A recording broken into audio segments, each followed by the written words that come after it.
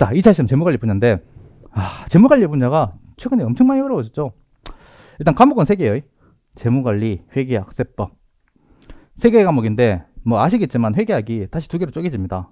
재무회계, 원가회계. 근데 이 재무회계랑 원가회계가 강사도 다르고 책도 달라요. 그렇기 때문에 실질적으로 회계학은 한 과목이 아니라 2개 과목이라고 생각하시면 돼요. 오케이? 그렇기 때문에 이제 2차 시험 재무관리 분야는 외관상 형식은 3개 과목, 실질은 뭐다? 4개 과목이라고 생각하시면 돼요. 오케이? 근데 이 과목별로 배점이 어떻게 되냐?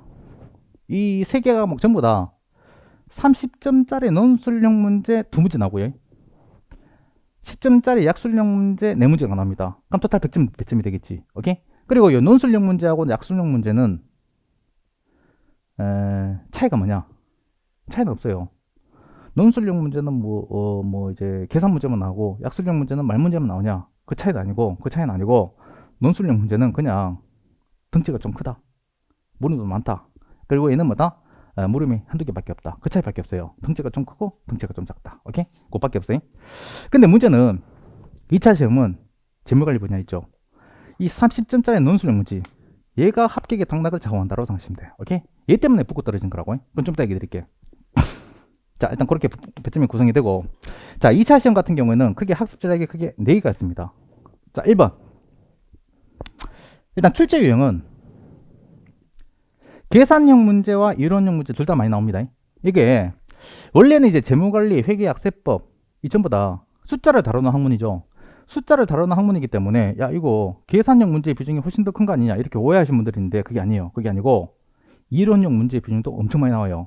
근데 이게 과목별로 약간 좀 편차가 있는 게 재무관리하고 회계학 있죠.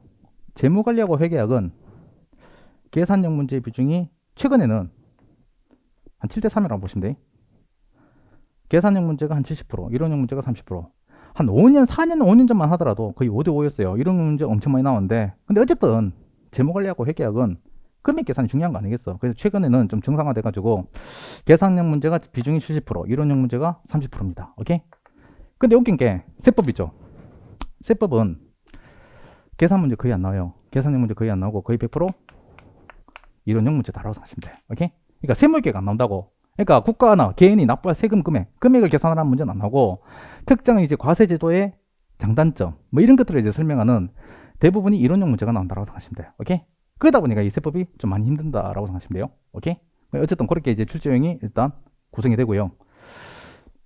그 다음에 2차 시험 같은 경우에는 또 중요한 게 1차는 뭐였어요? 객관식이지. 2차는 주관식이다 보니까 이 주관식 답안 작성 방법을 좀 연습을 좀 해주셔야 돼. 오케이? 근데 이거는 크게 고민할 필요가 없어요. 이건 몇 번만 해보시면 돼. 왜냐면은 뭐 주관식이라고 해가지고 뭐 이제 계산형 문제 있죠. 계산형 문제가 엄청 복잡하게 나온다. 그거 아니에요. 아주 간략한 계산 문제가 여러 물음이 있다는 것 뿐입니다. 그렇기 때문에 여러분들이 평소에 1차 시험 공부할 때 계산형 문제들, 회계학 있잖아. 회계학 있는 거 그냥 머릿속으로만 생각했던 그 풀이 과정을 그냥 답안지에다가 논리적으로 풀어 쓴 연습만 하시면 돼. 오케이? 그렇게 어렵지 않아. 그리고 이론형 문제를 하더라도 뭐 이제 엄청 복잡하게 막 10줄, 20줄 뭐 기승전결을 이렇게 물어보는 사령 문제가 나오거나 판례를 물어보는 그런 것들이 나오거나 그런 게 아니에요. 그런 게 아니고 특정 제도의 장단점, 뭐 특징 이런 것들을 그냥 간략하게 한 4줄, 5줄 정도로 풀었으면 되기 때문에 요 이론형 문제도 뭐다? 주관식 답안 작성 연습이 그렇게 어렵지 않다고 생각하시면 돼. 오케이? 그래서 한 몇 번만 해보시면 되고요. 주의할 거 몇 개 있어요. 그것만 딱 조심하셔가지고 요 답안 작성 방법을 한 몇 번만 연습해 보시면 요 주관식 요거 답안 작성을 잘못해서 떨어진 경우는 없다고 생각하시면 돼요. 그리고 저희 학원 같은 경우에는 2차 시험 수강생분들 첨삭 지도도 합니다. 첨삭 지도도 하기 때문에 여러분들이 일단 답안을 작성한 다음에 저희한테 제출을 하시면 여러분들이 답안 작성한 거에 대해서 어떤 부분이 잘못되는지 다 지도를 해드릴 거라고. 그거 한 시행착오 2-3번만 겪어보시면 요거 크게 어렵지 않게 여러분들이 요 2번은 마스터 하실 수 있을 거다. 오케이? 이리지.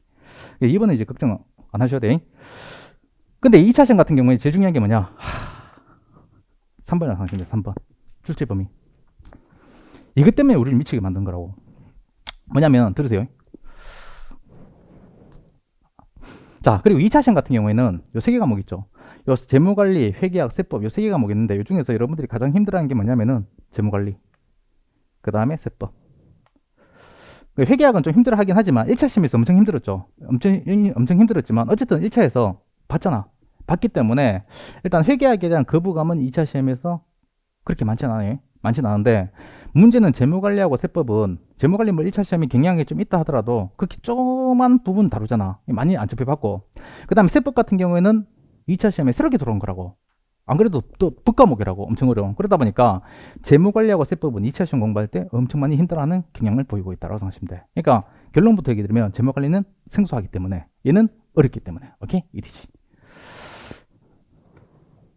근데 문제는 뭐냐면은 이 재무관리하고 세법이 내용이 회계학만 많지 않습니다. 이 내용이 엄청 많아요. 엄청 많은데 문제는 뭐냐면은 일단 출제 범위가 어디서 뭐가 튀어나올지 몰라. 이게 제가 아까 전에 30점짜리 논술형 문제가 중요하다고 얘기했지. 그러니까 이 30점짜리 배점은 한 문제당 배점이 30점이라고. 얘는 이거 하나 만약에 얘들 하나 놓치면은 30점짜리 배점 하나 놓치게 되면 내가 만약에 일부 부분을 포기했어요. 포기했는데 거기서 포기한 부분에서 주제에서 30점짜리 배점짜리 문제가 하나 나왔다. 그럼 어떻게 돼? 30점 날리는 거지. 그러니까 나머지 70점을 내가 100%다 써야지만 내가 70점밖에 못 맞는 거라고. 근데 그게 불가능할 거 아니겠어요. 그래서 결론적으로 과목별로 이 30점짜리 배점 이거 문제는 무조건 거의 다 맞추거나 또는 30점 배점 중에서 최소한 15점에서 20점 정도는 풀었을 수 있어야 돼. 그러다 보니까 뭐라? 그러다 보니까 학습해야 될 범위가 무한정 늘어난다고 생각하시면 돼요. 왜냐면은 최근에 회계학뿐만 아니라 재무관리, 세법 얘들이 출제 범위가 계속적으로 늘어나고 있어요. 물론 원래 같은 경우에 작년이지 재무관리 엄청 쉽게 나왔어. 근데 작년이 역대로 가장 쉽게 나온 거라. 최근에는 이거 재무관리 분야 때문에 골치 아픈 경우 엄청 많았습니다. 그러니까 얘가 주제 범위가 전통적인 자본구조 이런만 시험 문제 나오는 게 아니라 뭐 국제재무관리, 뭐 합병, 파생상품 이런 것들까지 시험 문제 건드리고 있다고. 그런 것들이 30점짜리 100점 문제로 하나 나오면 어떻게 돼요? 만약에 그거 포기하면은 30점 다 날리는 거지. 그 다음에 회계학 있지. 재무회계. 솔직히 내가 재무회계 가르치겠지만 나 미쳐버리겠어. 재무회계 한 4, 5년 전만 하더라도 특수회계 시험 문제 거의 나왔어요. 특수회계 거의 시험 문제 안 나는데, 그러니까 자산부채 자본, 그리고 뒤에 특수회계 중에서는 현금 물음표하고 오류수정 정도만 보면은 다 커버가 됐다고. 근데 최근에는 뭐라? 리스회계도 나왔지. 원래 같은 경우는 전환사채도 나왔지. 30점 100점으로 나왔다고. 그 다음에 관계기업 투자 나왔지. 그러니까 예상치 못한 분야에서 주제에서 30점짜리 100점 문제가 팍팍 튀어나오고 있어요. 근데 그거 내가 공부 안 하면 어떻게 돼? 30점 통으로 날리는 거지. 그 다음에 세법 이거는 말도 못하지. 이거는 기본적으로 얘는 분량이 너무 많아. 기본적으로 아니 이렇게 얘기하니까 제목을 선택하지 말라는 것 같네. 꼭 그런 것만은 아니에요. 근데 세법은 언제도 분량이 많아요. 전통적으로 중요한 법소부, 법인세, 소득세, 부가세 그것만 하더라도 내용 엄청 많은데 그게 절반 정도 나오고요.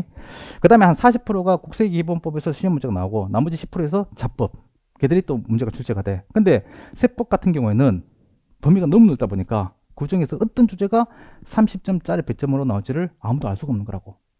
일이지. 그러다 보니까 결론적으로 여러분들이 공부를 어디까지 커버해야 되는가 그런 것들이 여러분들이 이게 2차 시험의 가장 중요한 포인트가 되겠다고 생각하시면 돼. 2년 전에 재무관리 분야에서 합격률 4% 나왔죠. 그러니까 100명 시험 쳐가지고 4명 보고 다 떨어졌다는 얘기라. 그게 왜 그렇게 됐냐면은 각 과목별로 30점짜리 논술용 문제가 전부 다 폭탄이 한 문제씩 다 튀어나왔어요. 근데 폭탄이 나왔다는 얘기는 이때까지 한 번도 나온 적이 없고 예측하지 못한 부분에서 문제가 다 나왔다는 얘기라. 근데 그 대부분의 수험생들이 다 틀렸겠지. 그러니까 그걸 다 틀리다 보니까 나머지 주제를 다 100%다 맞춘다 하더라도 평균 70밖에 안 돼. 근데 그렇게 할 가능성이 높진 않잖아. 그러다 보니까 뭐다? 다 떨어지고. 근데 그걸 또 절대평가를 확실하게 이제 적용하다 보니까 합격률이 4%밖에 안 됐다라고 생각하시면 돼. 오케이? 이리지. 그래서 어쨌든 2차 시험은 어쨌든 재무관리 분야 특히 요거 출제 범위를 어디까지 가져갈 건가 이게 가장 중요하다고 생각하시면 돼. 그러니까 내가 100%다 지엽적인 부분 다 공부할 필요는 없어요. 근데 공부한다 하더라도 그거를 특수 분야를 전부 다 100% 공부하는 게 아니라 어쨌든 30점짜리 논술 문제가 나왔을 때 한 15점에서 20점 정도 풀었을 정도로만 공부하시면 돼. 이리지. 근데 그렇게까지 일단 커브에서 공부하려면 출제 범위는 최대한 넓게 공부를 하셔야 되겠다라고 생각하시면 돼요. 여기 이제 제일 중요하고 근데 또 그렇게 또 고민할 필요는 없어요. 걱정할 필요는 없는 게 왜냐면은 출제 범위는 넓지만 난이도는 엄청나죠. 난이도가 낮다는 얘기는 한 번 보면은 무조건 다 맞춰. 보면 맞추고 안 보면 틀리고 그 정도의 난이도입니다. 그러니까 보통 교재 있지. 교재에 예제하고 기출문제 정도 수준만 여러분들이 풀 수 있으면 웬만하면 다 맞춘다고 생각하시면 돼요. 어려운 복잡한 문제 풀 필요가 없어요. 이디지. 그래서 결론적으로 2차 시험 재무관리 분야는 결론은 뭐다? 출제 범위는 최대한 바다처럼 넓게 대신 깊이는 얇게. 오케이? 이렇게 공부하는 게 여러분들이 가장 중요한 포인트라고 생각하시면 돼요.